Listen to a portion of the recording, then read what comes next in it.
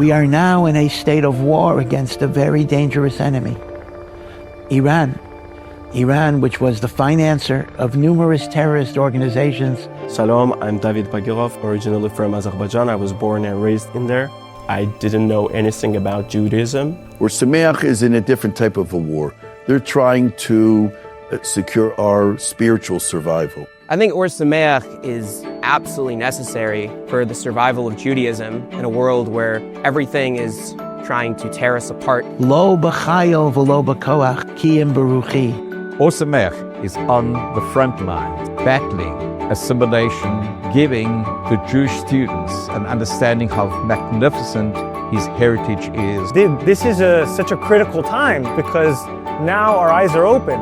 The world is turned on us. Ohr Somayach is a place where B'nai Torah created yesh me'ayin, like God's creation, something literally from nothing. Before I came to Ohr Somayach, Judaism was just something in the background. Every city that I've ever been to, in all parts of the world, there have been Ohr Somayach graduates and Ohr Somayach alumni. The levels here are unbelievable, where people don't know Aleph from Beis. We have students who are learning Gemara Be'ir, Sois. Reb Nota Shira de Rosh Hashiva, Zechroina Levrocha, was a real visionary. And Ohr Somayach was actually the very first major Kiruv endeavor and institution. It's about touching something that speaks to me, to my life, connects me to my past, and gives me some reason to go forward to the future. They often achieve in just 1 or 2 years what one would normally expect many years to attain. Here I discovered something powerful. Torah isn't just history, it's the survival of the Jewish people. This is what Ohr Somayach does every day. It's 30% of the Torah community in Eretz Yisrael is either Bali Tshuva or children of Bali Tshuva. 30%. And so we need a strong Ohr Somayach because that is what's going to ensure the survival of the Torah community and of the Jewish people in general. I knew I was Jewish, I just never really knew what that meant. Included in the mitzvah of loving Hashem is to bring his own children closer to Hashem. And that's what Rav Nata Shiller Zatzal, that's what the Rosh Hashiva built this place to be. A place where any Jew, regardless of their background, can come here and be able to find their chelek, their portion in Torah. Ohr Somayach can't do it itself. Ohr Somayach is a yeshiva that lives by the contributions of Klal Yisrael. But there's so much more work that has to be done. And without your help, we're not going to be able to do it. Ohr Somayach is vital for the survival of Klal Yisrael. Buy into Ohr Somayach today and become a partner, become a shutef. And whatever we can do, whether it's physical, whether it's spiritual, and perhaps most importantly, to invest in the future of the Jewish people. Because the yeshiva has a very firmly established dita that we will never, ever turn down a student. Because of an inability to pay, we will find a way. But finding that way does cost money. And the schus of this huge endeavor and great mitzvah, Kodesh Baruch Hu should bench you or b'chein, b'chesed, u'v'rachamim.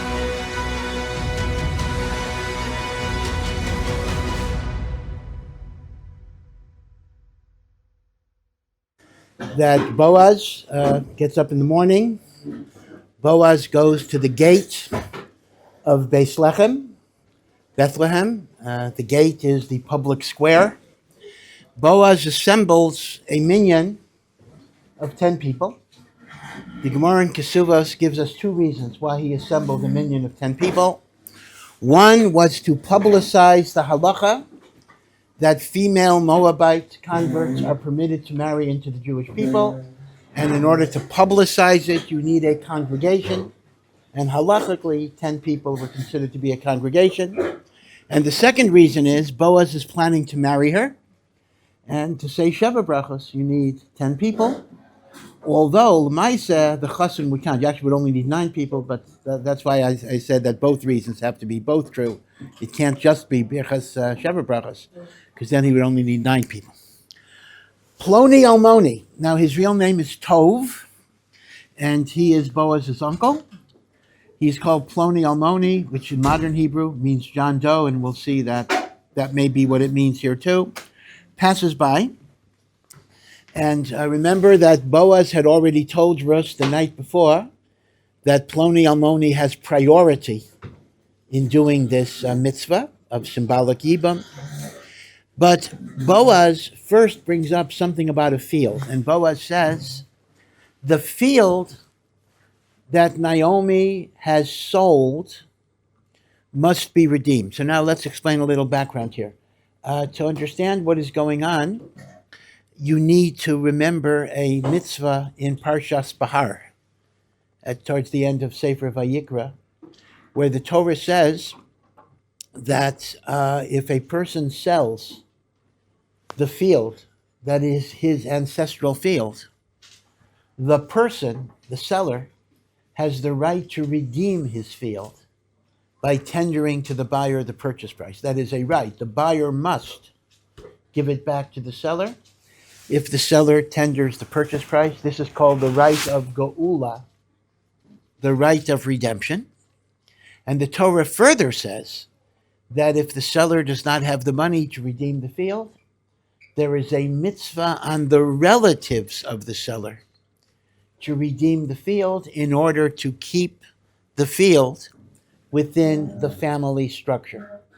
So there's either geula by the actual seller or geula of the krovim of the seller.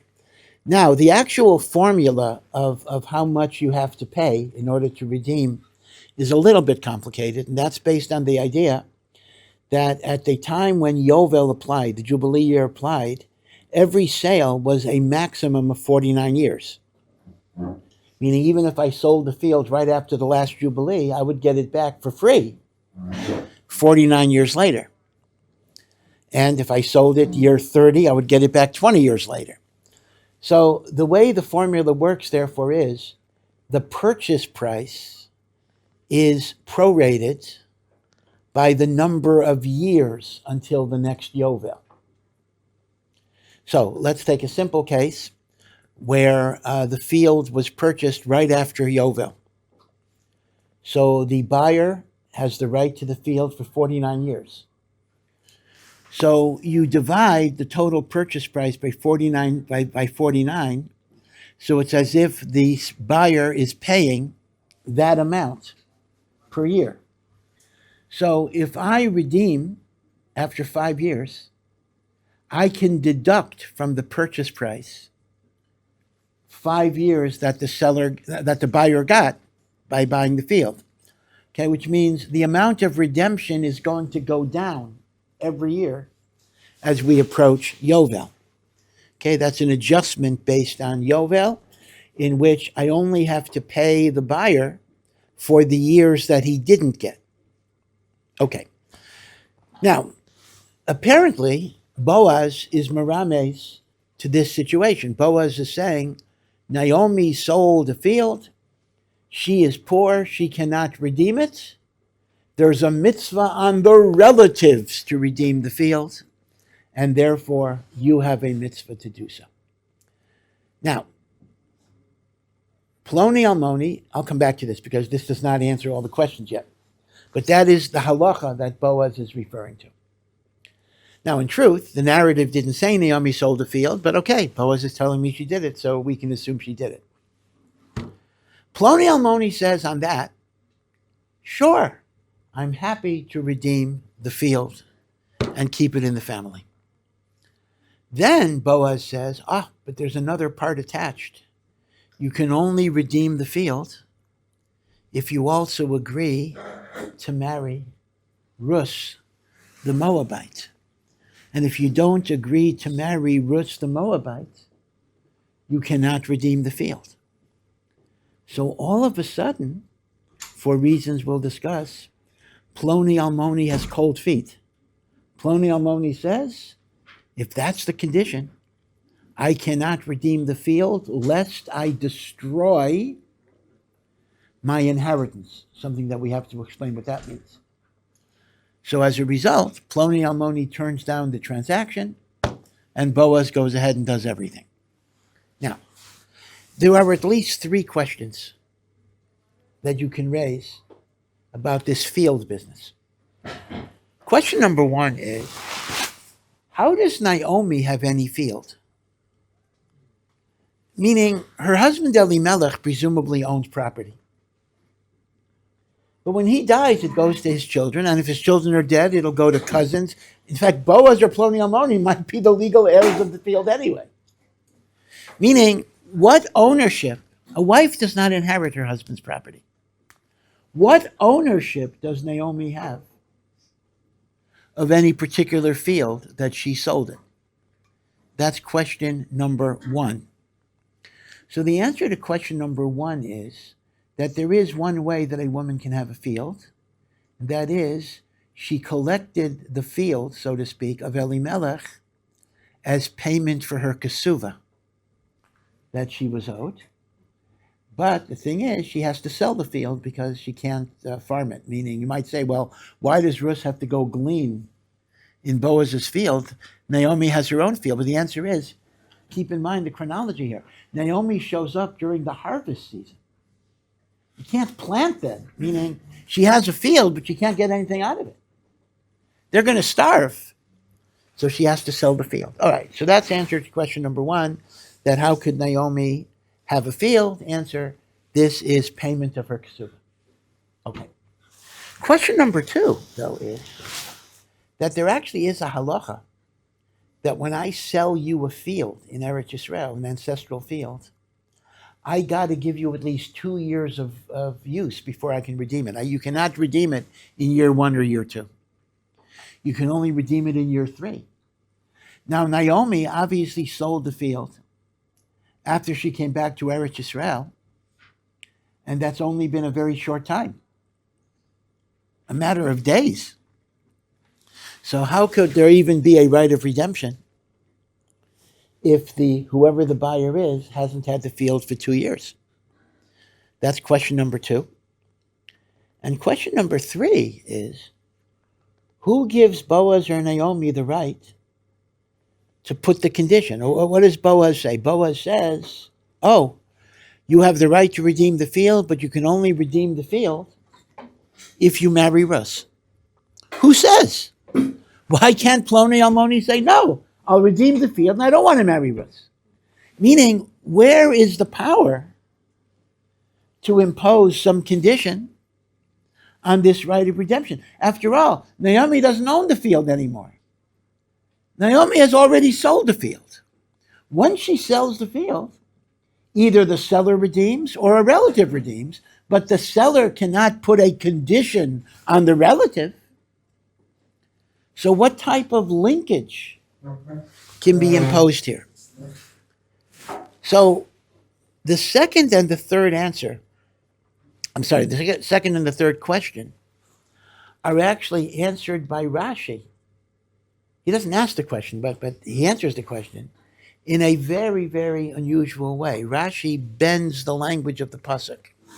That even though the language of the pasuk is the field that Naomi has sold, machra. Machra is lashain avar. Machra is past. Rashi says it does not mean the field that she has sold. It means the field that she is planning to sell. Naomi hasn't sold it yet. That's a big chiddush. The word machra does not mean she has sold. Machra means she's planning on selling. So, in a sense, this has nothing to do with Parshas Bahar. We're just talking about redeeming a field after it's sold. But indirectly it's connected, because here's the argument.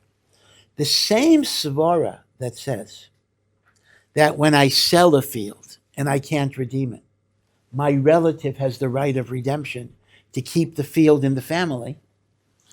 So hu hadin, when somebody wants to sell their field because they need the money, they should give the first rights to a member of the family to buy. In other words, it's an analogy extension to the din of the Torah. So it's not exactly the din of the Torah, but it's an analogy based on the internal logic of the din of the Torah.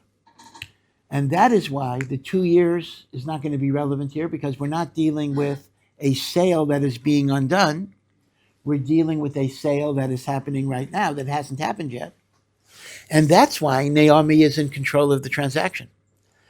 Because if we're not talking about a field that was already sold, we're talking about a field which is still Naomi's property, payment of her ksuba. Then Naomi could sell it with whatever condition she wants. Naomi is not selling unless you marry Rus.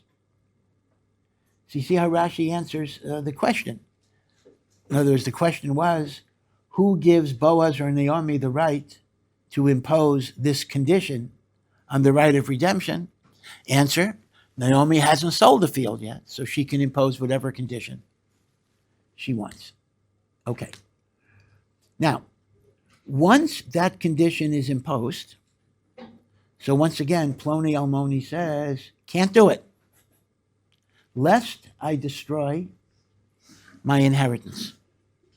Pen ashchis es nachalasi. So what is he saying? So Rashi once again, so it's from Chazal. Rashi once again comes to the rescue, and Rashi says, Ta'a, Ploni Almoni, Tov, made a mistake in the halacha of Amayni v'lo Amaynis, meaning the problem basically is this. Once again, the Torah says we're not allowed to marry Moabite or Ammonite converts. The halacha is that only applies to the males and not to the females. But Ploni Almoni didn't know that halacha. Ploni Almoni figured it is even forbidden to marry the females. And therefore Ploni Almoni says, I cannot do this because in my understanding, this is a forbidden marriage. And if you, Boaz, think it's okay, you do it, meaning almost sarcastically. You do it. Don't dump your sins on me. In other words, he made a halachic mistake. He thought that the prohibition of the Moabite is even on the female, and therefore he says, I can't do it. So what does he mean? Lest I destroy my inheritance. So inheritance does not mean property. Inheritance means my bloodline. He says, if I marry Rus, which I believe is a prohibited relationship, that's a mistake, and I have children, those children will be tainted with the taint of the Moabite. And I don't want to bring children into the world who will be tainted with the Moabite taint. Now, that's a mistake, right? Why is it a mistake? Because indeed, there is no prohibition for female Moabites, and that's why Boaz married Ruth, and David HaMelech and Moshiach comes from that line. But this is Ploni Almoni's mistake. And in fact, the Gemara in Kesuvah says that is why he's actually called Ploni Almoni. His real name is Tov. He's Elimelech's brother. He is Boaz's uncle. But Ploni Almoni comes from the idea Ploni is mufla, the Torah is beyond him. Almoni is ilem. He is mute. He is not able to articulate the true teachings of Torah. So Ploni Almoni is a bit of a derogatory term, suggesting that this man was a bit of an Amoretz because he did not know the halacha that female Moabites. Now again, in his defense, obviously this was not a very well-known halacha because remember, Boaz assembled a minyan, bedafka, to be mefarsem this halacha. So it was always the halacha. Boaz didn't change the halacha, but it wasn't widely known. So maybe we shouldn't be too hard on Ploni Almoni in that sense. Most people didn't know the halacha, which is why Boaz is going to be mefarsem. Now, let's go a little further. There's more to say about this because I'll just throw out one question that the Marsha asks and the Brisker Rav asks. And that is, if Ploni Almoni actually takes the erroneous position that it's forbidden to marry a Moabite woman, then why does he say the problem is I'm going to corrupt my progeny? He should have just said, I can't marry her because it's forbidden. It's like a person saying, I have to keep kosher in my house. People actually do say something like this because it's bad for my kids to see treif. Well, that's true, but that's not the reason you got to keep kosher. You got to keep kosher because of you, not because of them. So Ploni Almoni seems to be saying, I can't marry Rus lest I corrupt my bloodline with the taint of Moabite. If the pshat is, he maintains, that it's forbidden to marry a female Moabite, he should have just said it's usher. Okay, hold that question. That's a question the Marsha asks, the Brisker Rav asks. But again, that's the simple understanding. Now, what's interesting is Boaz does not argue with him. Boaz just proceeds to marry Ruth right away. Meaning, Ploni Almoni is saying, I can't marry her because she's forbidden. So Boaz could have said, no, she's not, and he could have given the reason. Instead, Boaz says, okay, harayat mekudeshesli.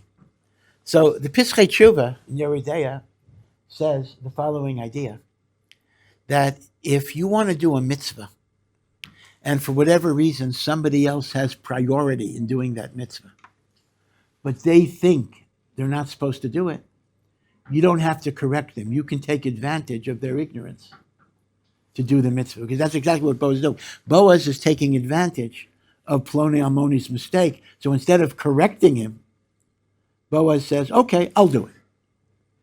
In a way, Boaz should have corrected him, but the answer is, to do a mitzvah, I can't mislead a person. I can't lie to a person.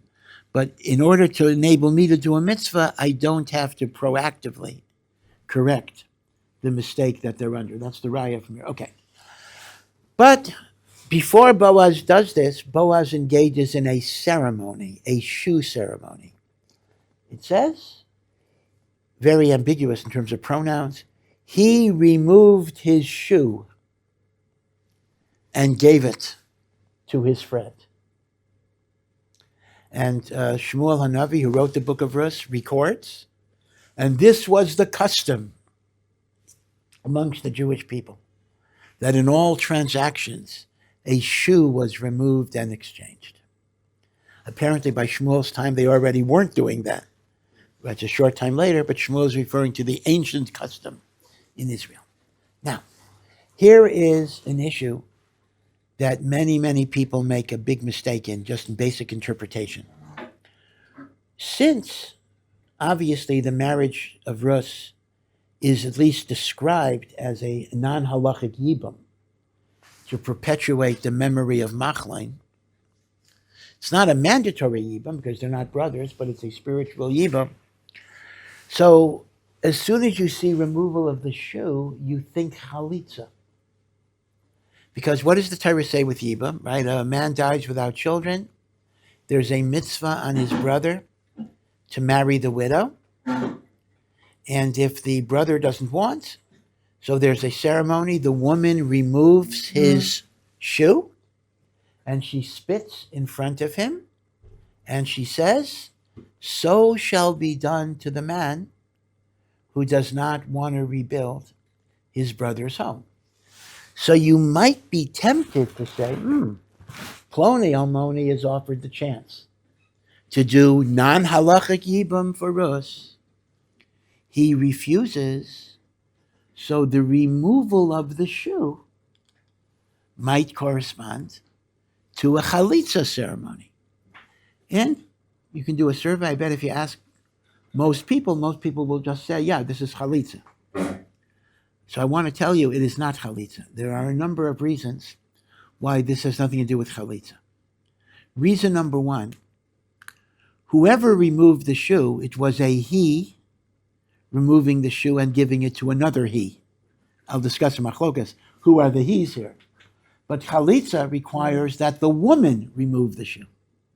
So if the pasuk would have said Rus removed the shoe, that might have been chalitza. But if he removed the shoe, I didn't say who the he is yet, that can't be chalitza. Number one. Number two, another reason why it can't be chalitza is you never do chalitza if there's another person who's going to step in. I mean, let's imagine there are two brothers. A man dies and there are two surviving brothers. So it does say the priority to do yibum is on the oldest brother. If the oldest brother doesn't want, we then go to the next brother. And if there are 10 brothers, same thing. Now, If the oldest brother says no, there's no chalitza that has to be done because there's another brother who's stepping in. The only time you do chalitza is if nobody does yibum. If somebody does yibum, you don't need chalitza. So if Ploni Almoni is saying no, but Boaz is saying yes, there is no need for a chalitza ceremony at all. So that's the second reason why it's not chalitza. And a third reason is the definition of the he's. According to the Gemara, when it says he removed his shoe, it is not the shoe of Ploni Almoni. It says Boaz removed his shoe and gave it to Ploni Almoni. That's not chalitza. Boaz is the guy who wants to do yibum. So the point I'm making is the common assumption that most people have when they read the psukim that we are talking about chalitza is actually not the case. So what is going on? What is going on is what the Gemara calls Kinyan Khalipin or Kinyan Sudar. Now, Kinyan Khalipin basically means this. If I want to transfer something to you, right, through a kinyan, so one of the ways of kinyanim is what you might call symbolic barter. Meaning, you give me, not money, a clay. You give me a utensil, a pen, a handkerchief, a key, right, a recorder, whatever it would be. And by you giving me an object of value, there is a symbolic barter in which you now acquire the property. Okay, this is called a Kinyan Khalipin, a Kinyan based on exchange. And it's often called the Kinyan Sudar. Sudar is like a headscarf, because that was the common thing. Today people use a handkerchief. Sudar is not a handkerchief, although it tends to be translated that way today. Now, the thing about Kinyan Khalipin, though, that's very important, is Kinyan Khalipin is not only when you want to transfer tangible property. Right? I can give you a car through Kinyan Khalipin. It also applies to intangible property. For example, a debt. Somebody owes me money. And I want to transfer the debt to you so you have the right to collect it. So you give me a kli, and through Kinyan Khalipin, you are the owner of those rights. You can make a shaliach through Kinyan Khalipin. For example, when you authorize a rabbi to sell your chametz before Pesach. So although Lamaisa we're making with internet and the like, but the best way of doing it is that the rabbi will give you, you're actually with the rabbi face to face. He gives you a handkerchief, you lift it up, and through that symbolic barter, you are giving him the power to sell your chametz. If you've been, I guess nobody here is married, but you've been to chasanas. So if you've seen the signing of the ksuva. So before the witnesses sign the ksuva, they give the chasan a pen or a handkerchief to lift up what is going on. Through Kinyan Khalipin, the chasan is obligating himself in the obligations of the ksuva. So Kinyan Khalipin is very versatile. It is not only a means of transferring tangible property, it is a means of creating a shalichus, an agency. It is the means of creating an obligation. I'm obligated. It is a means of transferring intangible property, like debts that you're owed. Right? You transfer a debt via Kinyan Khalipin. And finally, it can be used to renounce rights that you have. So here's what Boaz is saying. Ploni Almoni has two rights. He has the right to buy the field from Naomi, right, a right of first refusal, and he has the right to be miyabem rus. And they're linked. Ploni Almoni is turning down those rights. He's telling Boaz, go ahead. But Boaz is afraid that Ploni Almoni might change his mind in the next minute. Right? Just because I renounce my rights doesn't mean I can't take it back. What creates a finality, an irrevocability in your giving up your rights and transferring them? A Maisa Kinyan. So Boaz is giving his shoe, I didn't talk about shoe yet, I'll talk about that, giving his shoe to Ploni Almoni to make a Kinyan Khalipin so that Ploni Almoni's foregoing of the right of Yibum and the right of redemption is irrevocably beyond his control. So it's not Chalitza, it is Kinyan Khalipin. Now, in order to do a Kinyan Khalipin, you don't have to give a shoe, you can give a kli, anything that's a kli. Money does not affect Khalipin, by the way. Money, it has to be a kli. A cup, handkerchief, a pen, keys, anything usable, kli. So a shoe is kosher for Khalipin, but it's certainly not required. And usually that's not the case, right? If you're at a wedding, the witnesses don't give the chassan doesn't give the witness his shoe. And Shmuel HaNavi already considered this to be a little bit of a strange custom, because he's saying the old custom in Israel was to give your shoe. So the answer is yes. So a shoe is just a kli. But the reason why a shoe was chosen is that, interestingly enough, and this is true, by the way, in Greek and Roman culture as well. I mean, it was true before that, in the ancient culture of Am Yisrael and the Babylonians, in the ancient world, really. That is, wearing shoes was a sign of being a free man. That one of the signs that you were a slave was you went barefoot, indicating, now that doesn't mean a slave was barefoot 24 hours a day. Sometimes they obviously had to wear shoes. But generally speaking, taking off your shoes was a sign of submission. In fact, even religiously, that is why when Moshe Rabbeinu is standing at the burning bush, he is told, take off your shoes because the place that you're standing is holy. That's why even today, if you go to the HaRav, I mean, ideally, you're barefoot, so we allow you to wear sneakers or whatever, but Yom Kippur, Tisha B'Av. Well, okay, so Tisha B'Av is a little different. Tisha B'Av, we take off our shoes as a sign of mourning. But on Yom Kippur, it's a sign of submission to God. It's a little different. In other words, it's interesting.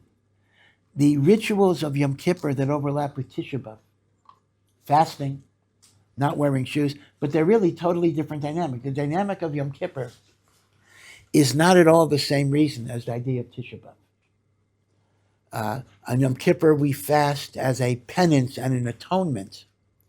Tisha B'Av, we fast out of grief. Yom Kippur, we don't wear shoes as a sign of submission to God.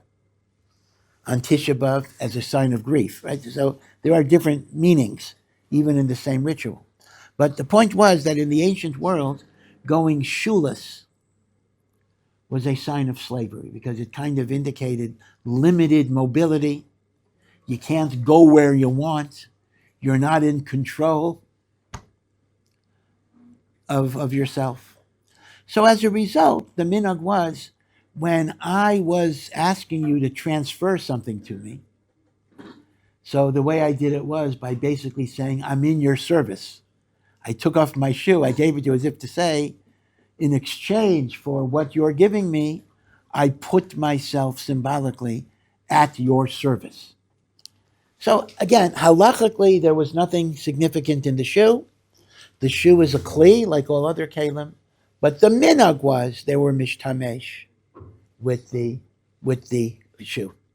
And as I say, the language of the Megillah seems to indicate that already by the time the Megillah was written, in the life of Shmuel HaNavi, it already was not the practice. Remember, it says, this was the ancient practice, to use the shoe. So again, who took off whose shoe? Boaz took off Boaz's shoe. He gave it to Ploni Almoni. Okay? And that's why it's clearly not chalitza that is being described. Okay? And as I say, this is a very, very, very common mistake that people make in this part of Megillas Rus. Okay, and Boaz marries, and lo and behold, Baruch Hashem, Rus has a child. The child is called Oved, servant of God. Oved grows up, has a child, Yishai. Yishai has a child, David. And if you go back, the whole Megillas Rus traces David HaMelech all the way back. Oh, okay. Thank you. I appreciate it. Thank you. Oved and all the way to David. So going from Yehuda all the way to David, now, as I indicated on the first day, the whole purpose of the Megillah is to legitimate the yichus of David HaMelech. Now, what's interesting, though, is that this idea that through even a non-halachic yibam, you perpetuate the neshama of Machlon, you see it very, very clearly, because it's almost as if Oved is not really Rus's baby. What does it say? It's a strange thing. It says, the neighbors said, behold, the female neighbor said, behold, a child has been born to Naomi. Huh? A child has not been born to Naomi, a child has been born to Rus. But the concept is that it's Ki'ilu, Naomi has gotten back Machlon through this child. And Rus, I have to say, is very good-natured about this. It's not like they take the baby away from her. They give the baby to Naomi. He says, okay, Beseder, I'm happy to let the Savta treat the child as her own. Okay, so the remaining question, which I guess I'll hold over for a post-Shavuos Gemara, is Ploni Almoni's mistake. If Ploni Almoni made a mistake because he maintained that female Moabite converts are forbidden, and that's how Rashi seems to say, then why does he say, my concern is parceling my children with the taint of Moabites? He should have said, my concern is myself. I cannot do a sin, right? That's the question. So I'll mention very quickly what the Marsha says. The Marsha in Maseches Yevamos gives a very interesting answer, which again I'm going to elaborate on because we're out of time. The Marsha says that even though Ploni Almoni thought this was a forbidden union, he thought he would be permitted to do Yibam, because when you have a conflict between a positive mitzvah and a negative mitzvah, the positive can override the negative. This is called Aseh Docha Lo Sasa. So therefore, what he's saying is, from my perspective, even if it's prohibited, I can do the Yibam. But because it's prohibited, my children are going to be tainted. This is what the Marsha says in Yevamos. This is an absolute pella, because maybe this would be true if there would be a real mitzvah. But there's no real mitzvah here. They're not brothers. This is an optional spiritual idea. For sure, you don't say, Aseh Docha Lo Sasa, on something that's not an obligatory mitzvah, unless you're going to fold that into his ignorance, meaning he's ignorant in two things. He's ignorant in thinking that it's prohibited, and he's then ignorant in thinking that even if it's prohibited, it'll be mutter because of Aseh Docha Lo Sasa. In other words, maybe those are two mistakes that he's making, but this is what the Marsha says in Masechah Yevamos. We'll talk a little bit more about this, and there is also a very beautiful Brisker Rav who gives us a much more elaborate answer. Anyway, have a wonderful Yom Tif, and we'll see you.